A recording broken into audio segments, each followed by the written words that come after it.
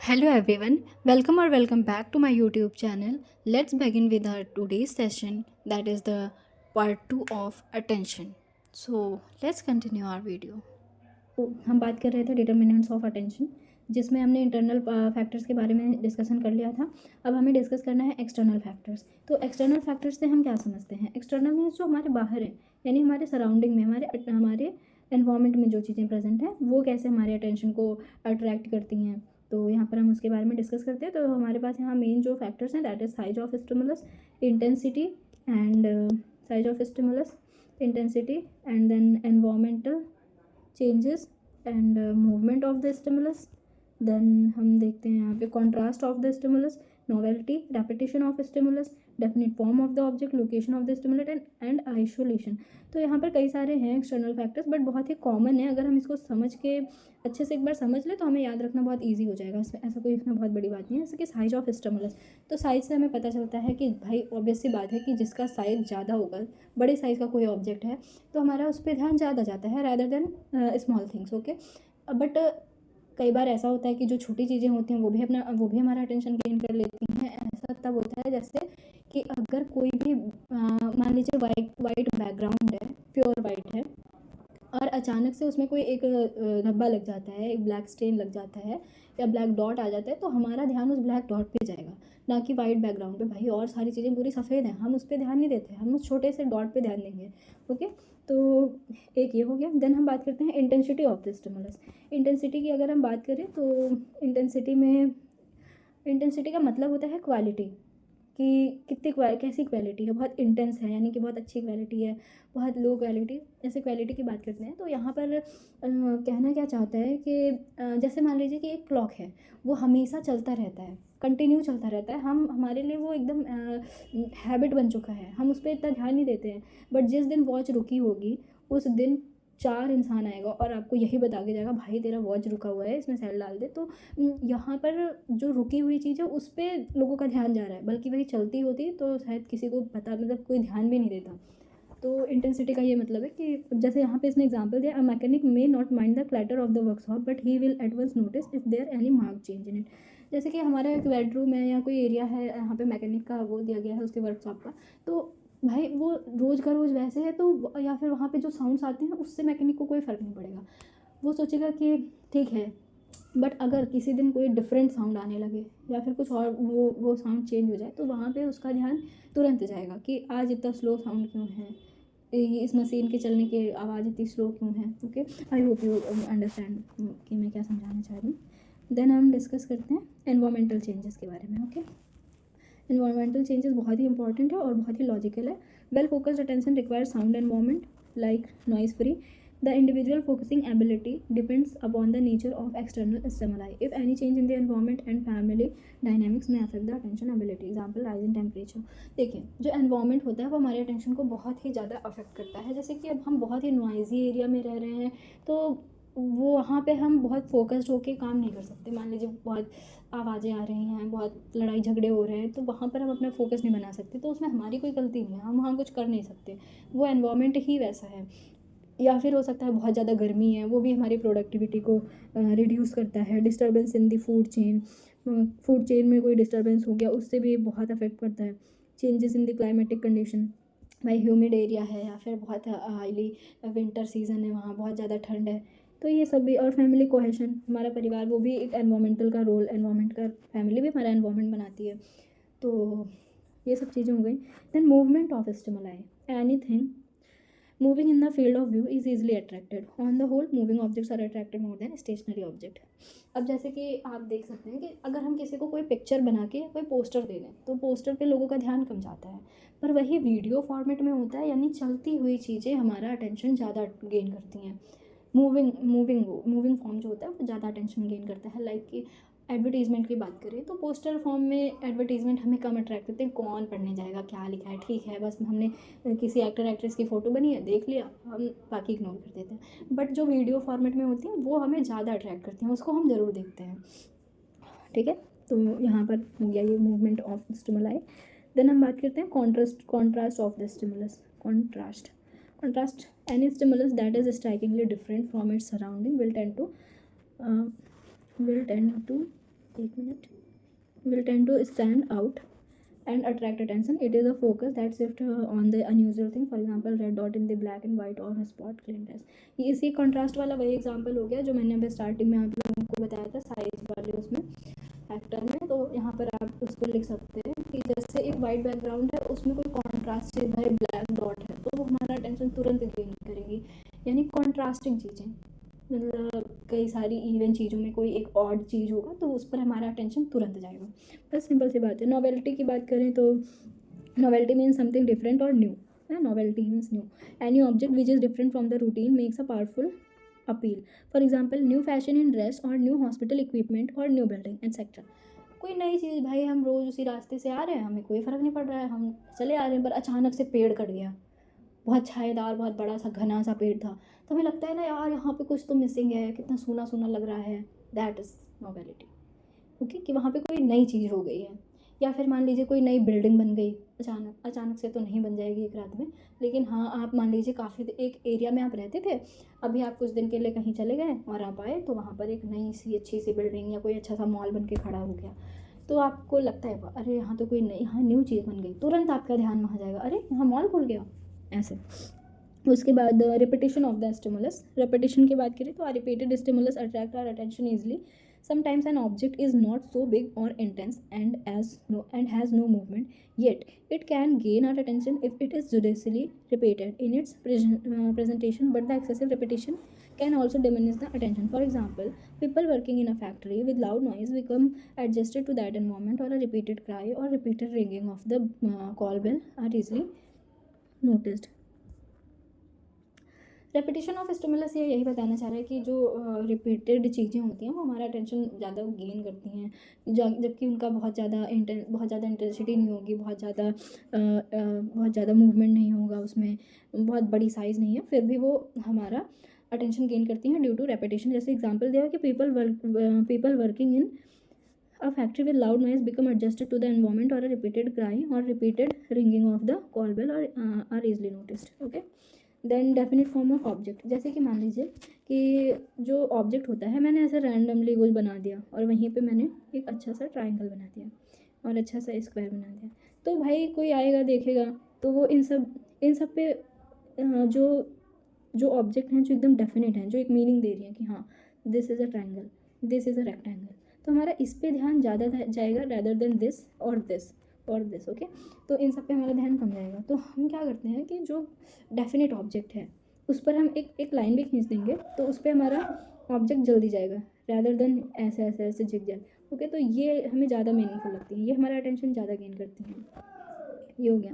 उसके बाद location of the stimulus. Depend करता है भाई कि हमारे स्टिमुलस किस लोकेशन पे है। The area where the stimulus is located is also important for attracting the attention. In case of visual stimuli, the most effective location is to be just in front of the eyes. For example, advertisement on the upper half or the front page attract more attention. Yes, बहुत अच्छा example दिया हुआ है। जैसे कि हम बात करते हैं लोकेशन ऑफ द स्टिमुलस, तो हम जब न्यूज़पेपर पढ़ते हैं तो उसका जो फ्रंट पेज होता है उस पर कोई बहुत अच्छी सी न्यूज़ नहीं दी होती है, उस पर दिया होता है बड़ा सा एडवर्टीज़मेंट मिंत्रा का या फिर बहुत किसी बड़े कंपनी का, मॉल का, है ना। तो उसको फ्रंट पेज पे क्यों डालते हैं वो लोग, ताकि लोग जैसे ही न्यूज़पेपर लें उनका अटेंशन तुरंत वो पीछे वाले पेजेस पे जो एडवर्टीज़मेंट होते हैं उनमें कम वो अटेंशन जाता है। तो लोकेशन का फ़र्क पड़ता है हमारे अटेंशन पे, हम अटेंशन उस पर पे करते हैं जो एकदम फ्रंट पेज पे होता है। ठीक है, तो ये बहुत अच्छा एग्जाम्पल है। उसके बाद आइसोलेशन जो है ये अपने आप में बहुत अच्छा ही एक फैक्टर है। जैसे कि it is also one determinant of attention like student sitting alone in the corner of the class seen first. जैसे कि मान लीजिए सारे बच्चे एक जगह बैठे हुए हैं अपने अपने सीट पे और एक बच्चा है वो एकदम कोने में 4-5 सीट्स छोड़ के और वो कोने में अकेले बैठा हुआ है। तो और क्लास में टीचर आएंगे तो वो सारे बच्चों से नहीं पूछेंगे कि आप लोग यहाँ ग्रुप में क्यों खड़े हो, उनका ध्यान वहाँ जाएगा जो पीछे एकदम लास्ट सीट पे बैठा है। वो कहेंगे बेटा आप वहाँ क्यों बैठे हो, आप थोड़ा आगे आके बैठ जाओ अपनी सीट पे, है ना। तो आपने नोटिस किया होगा कई बार होता है कि हम अपने अपने सीट्स पे बैठे हैं, अपना काम कर रहे हैं, हमारे पे टीचर फोकस नहीं करेगा, जो लास्ट में एकदम कोने में अकेले बैठा हुआ है उस पर टीचर का फोकस होता है। ठीक है, तो अब हम बात करेंगे duration of attention. Okay, duration का मतलब क्या है कि हम अटेंशन कितनी देर तक बनाए रख सकते हैं।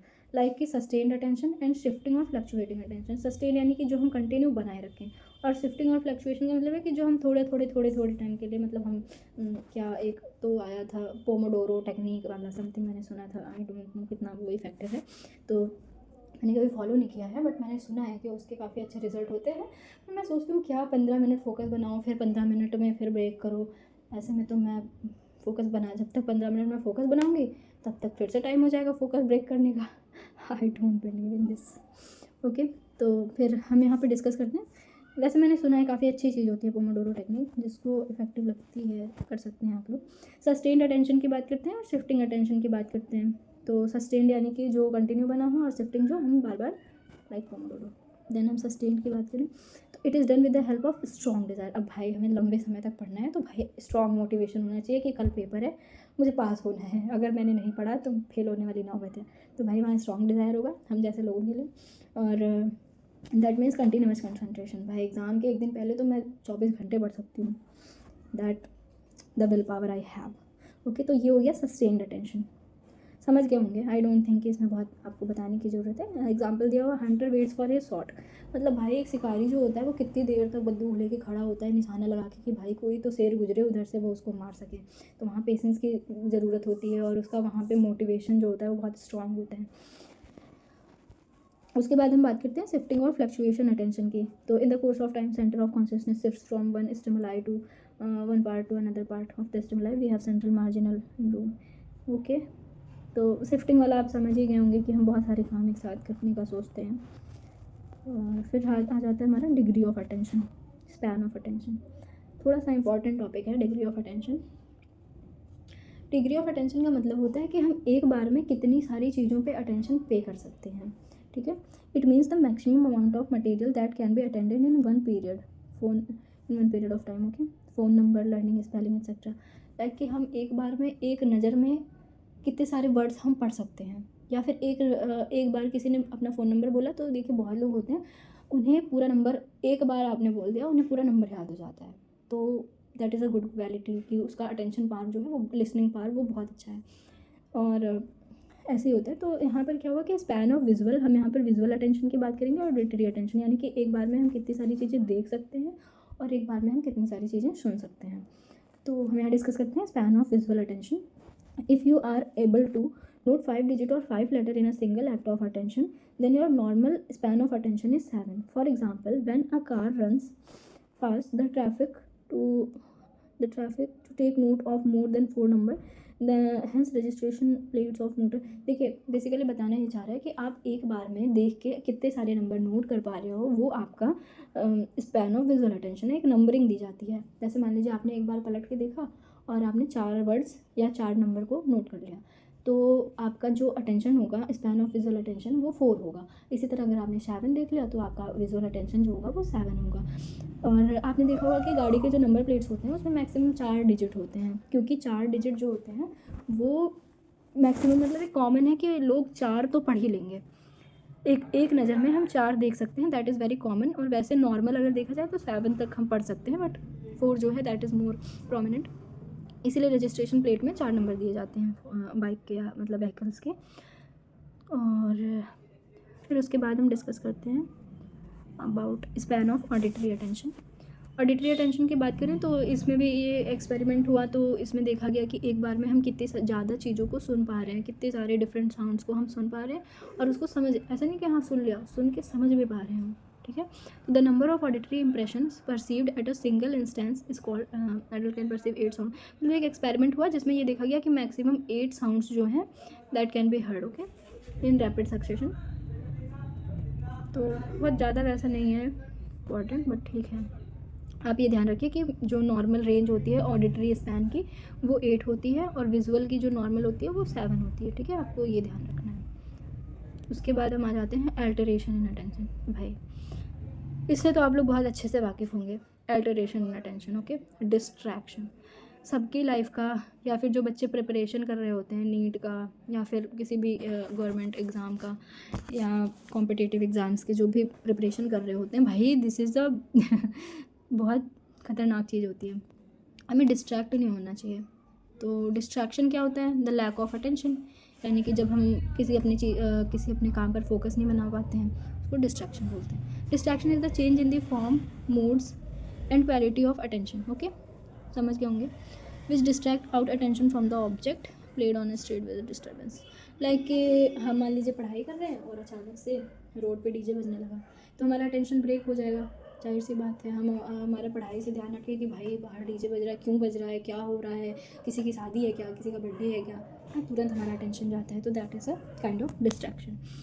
अब हम बात करते हैं कॉजेज़ ऑफ डिस्ट्रैक्शन। तो हमें पता है कि कॉजेज़ ऑफ डिस्ट्रैक्शन इंटरनल भी हो सकते हैं, एक्सटर्नल भी हो सकते हैं। इंटरनल कॉजेज़ लाइक कि हमारे शरीर में हमारी हेल्थ प्रॉब्लम है या कुछ और इशू है, ये हो गया हमारे इंटरनल। जैसे मेरा सर दर्द हो रहा है, मैं नहीं पढ़ पाऊँगी, मैं फोकस नहीं बना पाऊँगी, या पेट दर्द हो रहा है, फोकस नहीं बनेगा, है ना। या फिर मैंने ओवर ईटिंग कर लिया। तो ये सारी चीज़ें जो होती हैं ये इंटरनल फैक्टर्स में आती हैं। एक्सटर्नल फैक्टर्स अगेन एनवायरमेंटल होंगी, जो जैसे कि हमारे एनवायरमेंट में बहुत लाउड म्यूज़िक चल रहा है, या फिर लाइटनिंग अच्छे से नहीं है, कम लाइट है, बहुत डिम लाइट है, तभी हम नहीं फोकस कर पाएंगे, नहीं पढ़ पाएंगे। या फिर वेंटिलेशन नहीं सही है, बहुत सफोकेटिंग है, ह्यूमिडिटी ज़्यादा है। तो ये सारी चीज़ों को आप एक्सटर्नल में डाल सकते हैं। तो कॉजेज ऑफ डिस्ट्रैक्शन देख लीजिए, इंटरनल एक्सटर्नल। देन हम बात करते हैं types of distraction. Types of distraction भी दो तरह के होते हैं, कंटिन्यूस एक discontinuous. Nature of distraction is continuous और लॉन्ग। जैसे कि कंटिन्यूस क्या होगा कि हम मार्केट में सब्जी लेने जा रहे हैं, तो हमें पता है भाई यहाँ पे आवाज़ आ रही है, लगातार सब चिल्ला रहे हैं, तो वो एक कंटिन्यूस है। हम वहाँ पे ऐसा फिर हम अपने काम पे अपना काम भी करते हैं और उस डिस्ट्रैक्शन को मतलब आई एम सॉरी, तो उसको हम उसको एक्सेप्ट कर लेते हैं और वो कंटिन्यूस डिस्ट्रैक्शन होता है। वहाँ पर अगर कभी कॉल आ जाए किसी का, तो हम ऐसे बात नहीं कर पाएंगे, क्योंकि डिस्ट्रैक्शन तो डिस्ट्रैक्शन होता है भाई, भले वो कंटिन्यूस है कितना भी हम उसको आदत तो नहीं बना पाएंगे। उसके बाद हम बात करते हैं डिसकंटिन्यूस डिस्ट्रैक्शन का। डिसकंटिन्यूस डिस्ट्रैक्शन क्या है कि मान लीजिए हम पढ़ रहे हैं, अचानक से हमारा कोई फ्रेंड है, उसने कॉल कर दिया, तो हम उससे बात किए, तो हमारा अटेंशन जो है वो ब्रेक हुआ। उसने पूछा हाँ भाई ये टॉपिक आ रहा है, मैंने कहा हाँ, उसने फ़ोन रख दिया।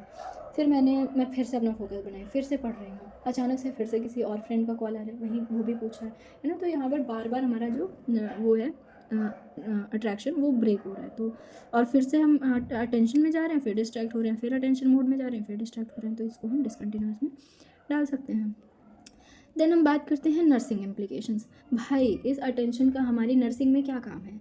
हम तो नर्सेज हैं, अपने वार्ड में आराम से बैठेंगे, शांत माहौल, सबको डांट देंगे कि बोलना नहीं है, शांति से बैठो वरना बाहर कर देंगे, डांट देंगे, आराम से करेंगे अपना काम। बट हमें जानना बहुत इंपॉर्टेंट है कि इस जो हम पढ़ रहे हैं उसका हमारे नर्सिंग करियर में क्या इम्प्लीकेशन है, वहाँ पर हम इसको कैसे यूज़ कर सकते हैं, इससे कैसे हम फ़ायदा ले सकते हैं।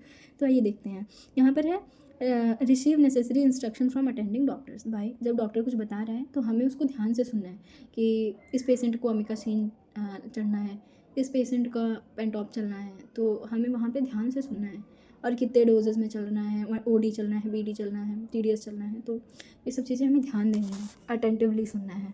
Then alertness for execution of professional duties. भाई कोई पेशेंट है, अचानक से उसका बीपी इंक्रीज़ हो रहा है, तो वहाँ पर हमें अपना अटेंशन, हमें इतना फोकस रखना है कि हमें वहाँ अलर्ट रहना है कि हाँ हम कितनी जल्दी वहाँ पर डिसीजन ले सकें, काम कर सकें। Okay, then overcome the obstacle of attending by removing internal and external.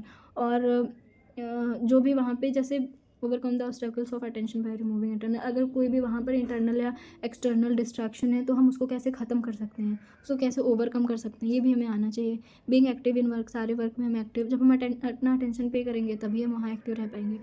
And disregard for distraction, हमें डिस्ट्रैक्शन को हटाना हो, वहाँ से कैसे हटाना है, इन सब चीज़ों पे हमें फोकस करना चाहिए।